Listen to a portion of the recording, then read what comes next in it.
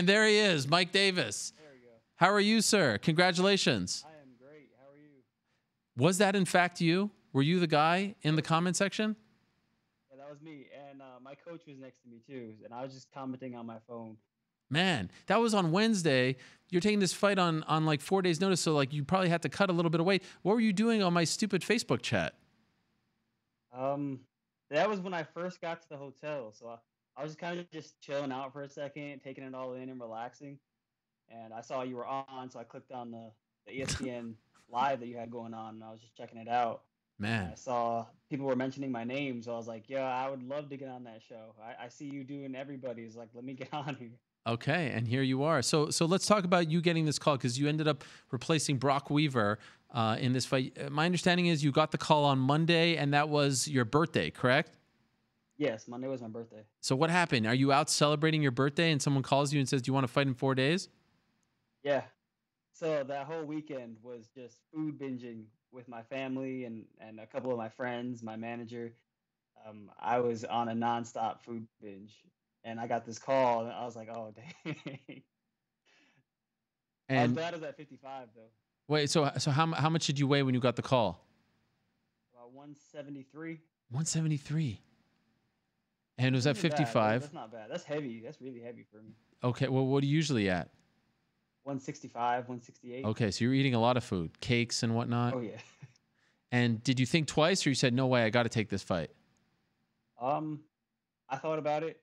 I immediately thought about how my cardio would feel, and I let Pete talk to Abe about it for a little bit, and then Abe called me, and he was like, "Mike, I think you can do this.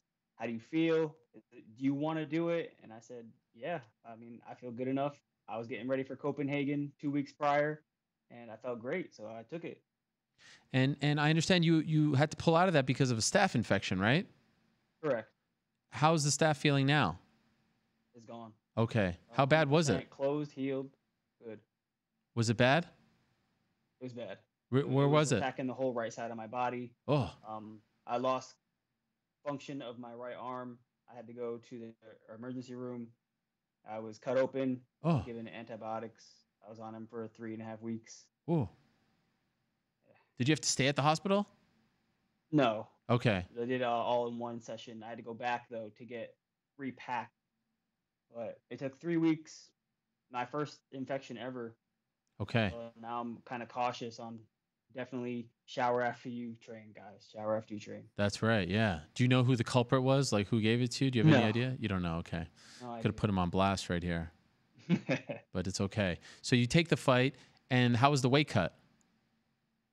Simple. Simple. Um, sometimes I panic going to 155 because I know that it's so easy that I don't really give it the attention it deserves. So I'll start too late, or I won't even try to cut properly. This one, I was like, hey, it's 4 days notice. I need to get back into that win column. I took it seriously, and I was first day, Tuesday, I cut 9 pounds. Bam, done. Damn. Went to bed, woke up the next day at 161, and kept going from there. Wow. And then you said that one of the concerns was your cardio. Obviously, you won the fight. It went a little, it went almost the distance. You got him in the third round. How was the cardio, though? My cardio was good. No problems. Good. I felt like a little blockage in the second round, but only the second round. And after the second round was over, I felt back to normal.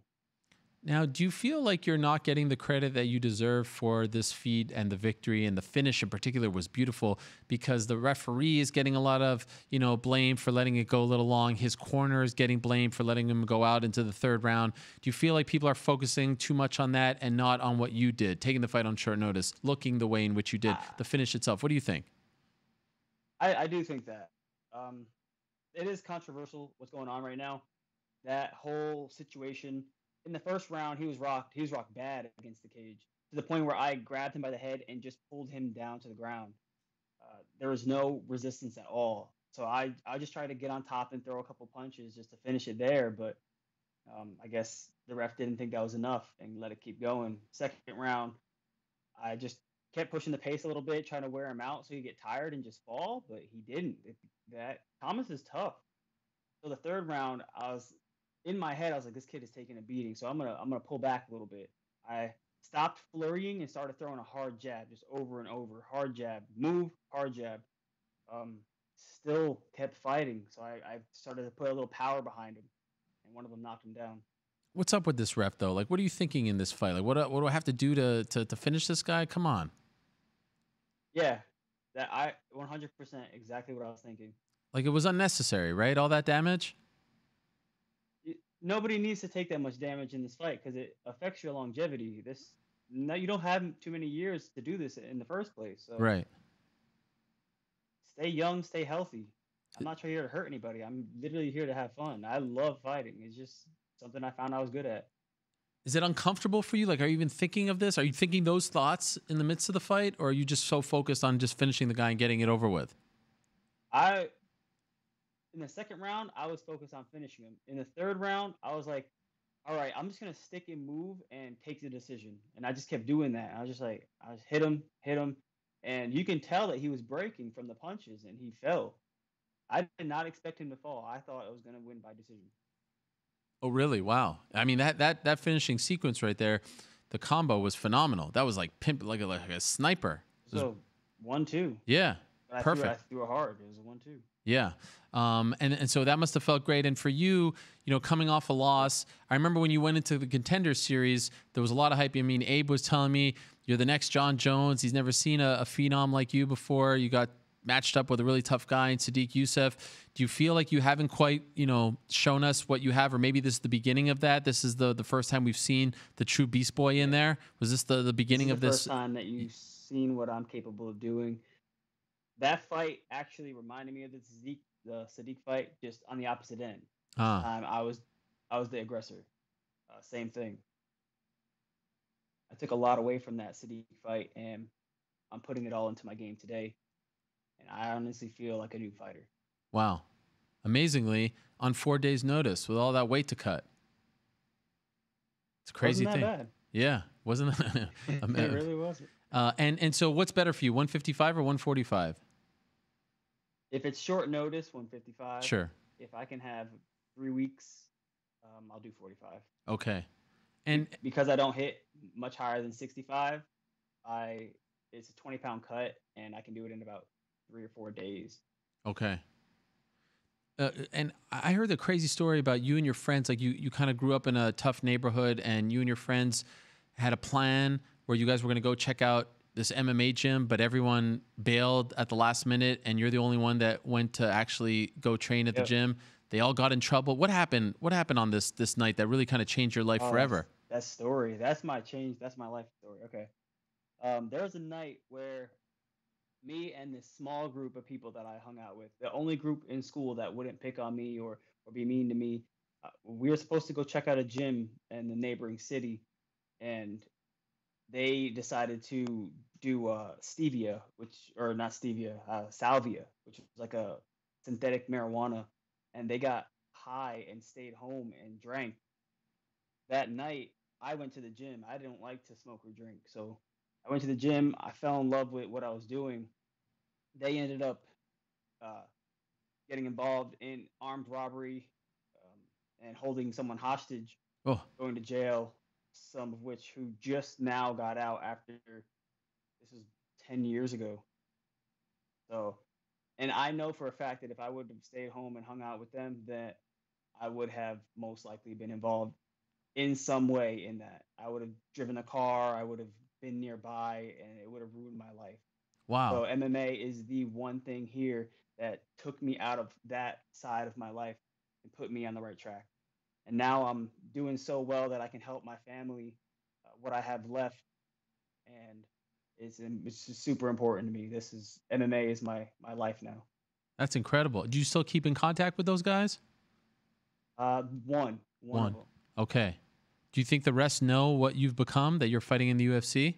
They do. They're out. They see me. They've messaged me, but due to the fact of the things I've heard in the court situations and things that were passed around, there's only one person that I believe was honest and true to God as a friend and even to them in that situation.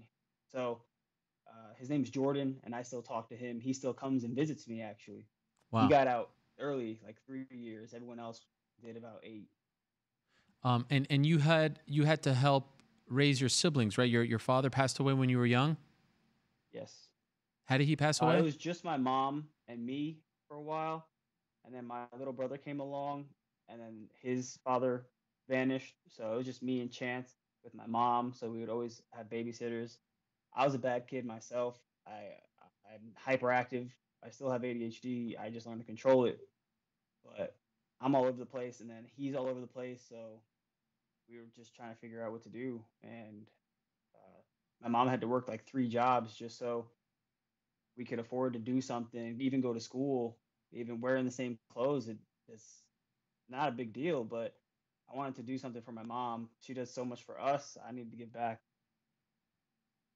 How did your father pass away? He was sticking up for someone at a bar, and he's beat up this group of gang, this uh, kids, I guess, not kids, but adults. And they left, but they came back with knives and stabbed him to death and left him in the street to die. Oh, I'm so sorry. How old were you when that happened? I was about 2.5. Okay. So I'm assuming you don't have many memories of him. Only one or two, Okay. but they're faint. And now you've been able to turn. And this was in New York, correct? Yes, Upstate New York. upstate. I'm from Catskill. Okay, yeah. And now, of course, you're living and training in Florida, correct? Yes, I live in Fort Lauderdale, down train at Coconut Creek at the moment. Right.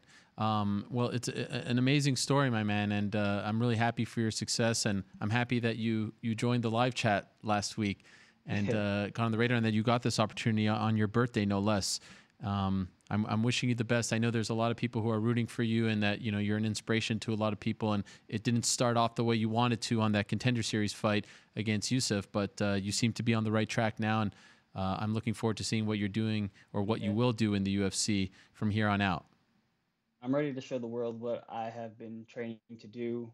Um, I took in my father's life, so I feel like I'm living for two people, and I want to be able to achieve enough that two people can be satisfied from it. So, with that, this is just the beginning, everyone. I'm here to stay. I'm not going anywhere, and I'll climb that ladder until I have gold around my waist.